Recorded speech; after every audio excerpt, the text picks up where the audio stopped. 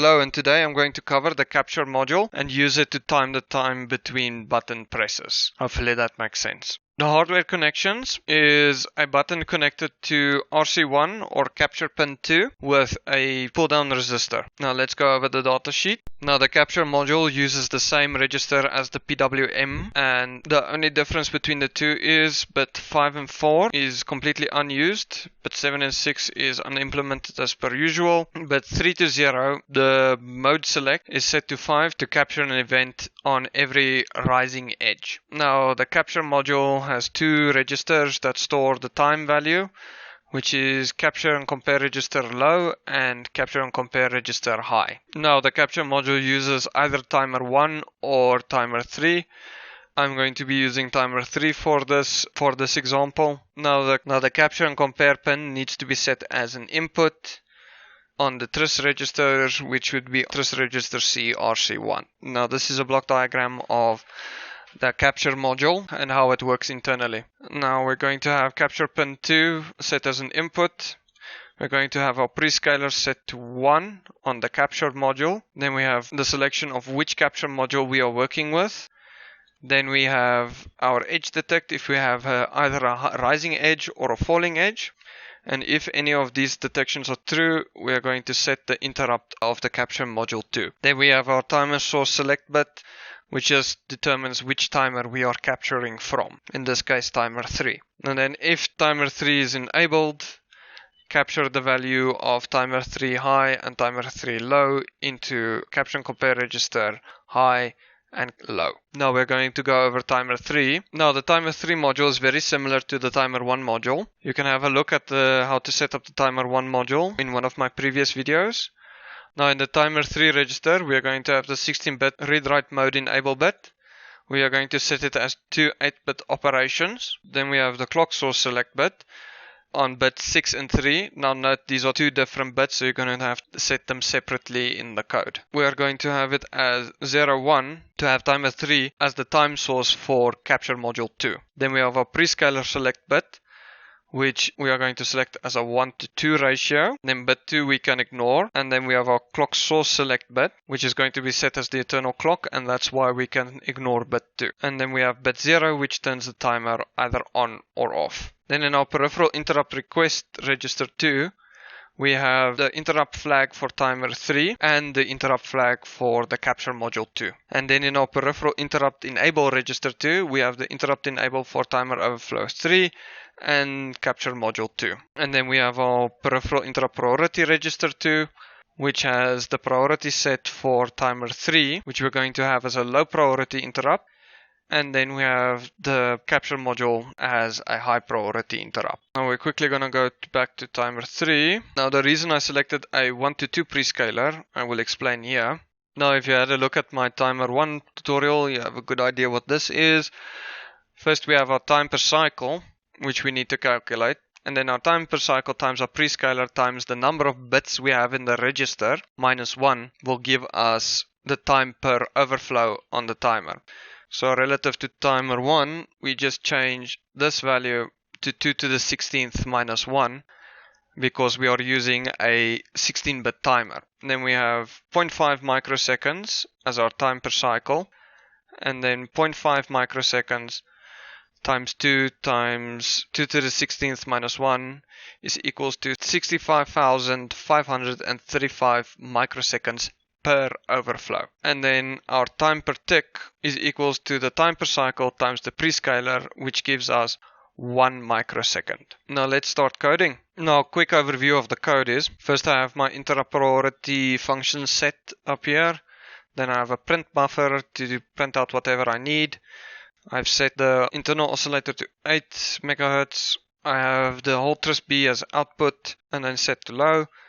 Then I have the UART initialized at 9600 baud, the basic setup for the interrupts. Then we have just a printout to tell me my program has started.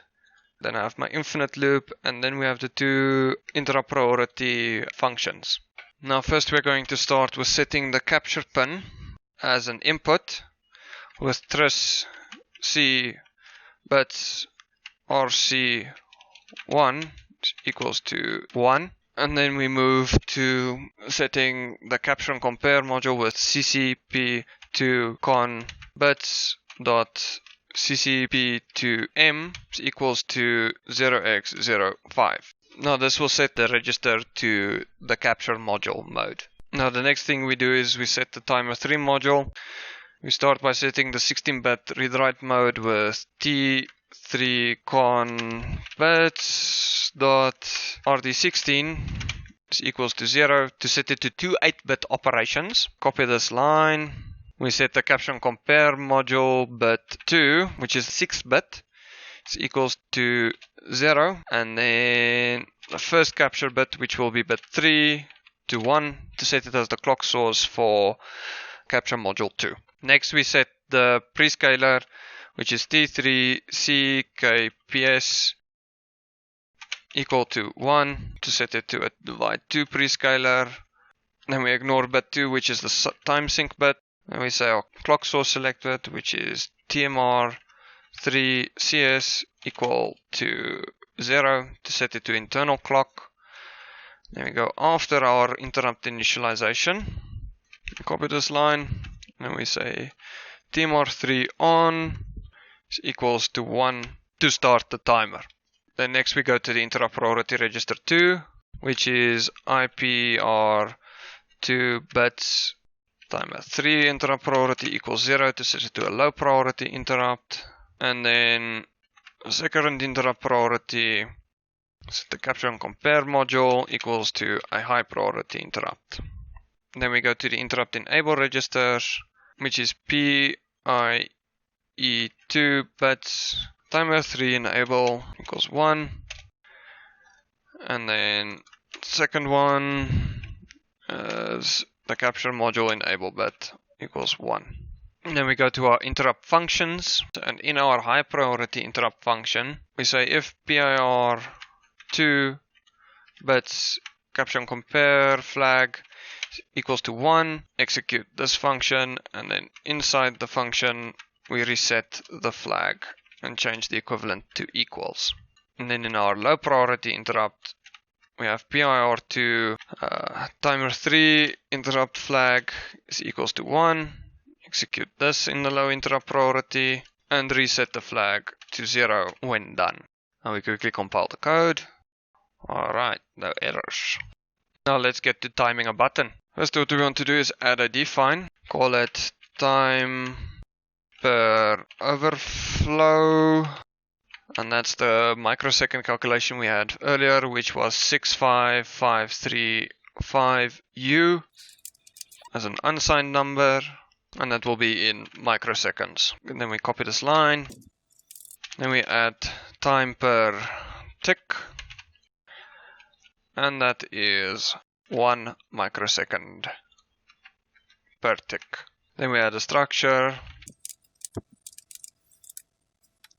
Then we add 2 uint h to the structure. We'll call it ccpl, the second member ccp high, and we'll call it cap uint 16. Now this structure will hold the 2 values of the capture module. Then we create a global variable, we'll call it cap of member cap uint 16, and we call it the capture value. We add a uint 16, then we call it ccp2 value is equals to 0. The ccp2 value will get its data from capture value. Then we add a uint 32, and call it overflow TMR3 is equals to 0. This will hold the value for each overflow. We add another uint 32, we call it cap underscore overflow timer 3 equals 0, and this variable will hold the value so the timer 3 can continuously run in the background while we're calculating whatever the current button press time is.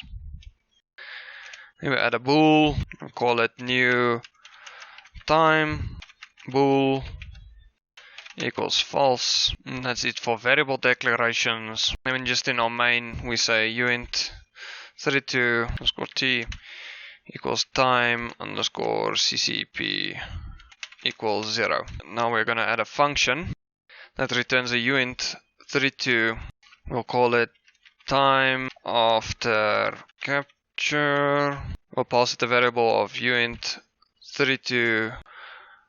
Call it the overflow. Then we pass it a pointer of cap uint16, and we'll call it capture now.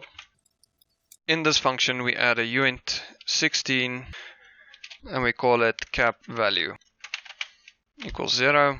Then we start with a memory copy and we reference it to cap value, and the data we are copying into the memory of cap value comes from capture now, and it's going to be size of cap uint16. Then we are going to return the overflow times the time per overflow plus the cap value times time per tick. I need to change that to uppercase. Right, and then we just encase this whole thing in a bracket for safety. This will now calculate the current time of the capture event. Now in our infinite loop we say if new time bool is true, and after execution new time bool is equals to false. And we say time CCP is equals to time after capture. We pass it the captured overflow and we reference it to the structure of captured value. Then we just add a printout for the UART with sprintf. I'm just going to copy paste.